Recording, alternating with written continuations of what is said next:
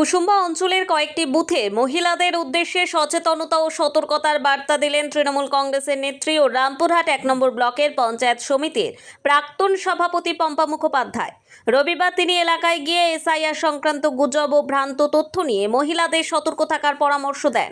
পম্পা মুখোপাধ্যায় বলেন, এসআইআর নিয়ে নানা বিভ্রান্তি ছড়ানো হচ্ছে। সত্যতা যাচাই না করে কোনো সিদ্ধান্ত নেওয়া উচিত নয়। আমাদের ভয় পাওয়ার কিছু নেই, কারণ আমাদের প্রেরণা ও ভরসা মাননীয় মুখ্যমন্ত্রী মমতা বন্দ্যোপাধ্যায় সর্বদা আমাদের পাশে রয়েছেন।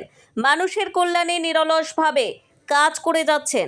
এদিনের কর্মসূচিতে উপস্থিত ছিলেন স্থানীয় তৃণমূল নেতৃত্ব ও মহিলা সদস্যরা। তারা মহিলাদের সামাজিক নিরাপত্তা, প্রশাসনিক সহযোগিতা ও নিজেদের অধিকার রক্ষার বিষয়ে সচেতন থাকার আহ্বান জানান। এই যে আজকে দেখুন না, আপনারা অনেকেই দেখছেন যে আমরা ঘুমাতে গিয়ে হয়তো ঘুম আসছে না, একটা চিন্তা আসছে, কিন্তু চিন্তার কিছু নাই, যেহেতু আপনাদের মাথার উপরে একজন আছে, সে হলো আমাদের মা, বাংলার মা, আমাদের মমতা ব্যানার্জি মুখ্যমন্ত্রী। সে যখন আছে আপনারা নিশ্চিন্তে থাকবেন।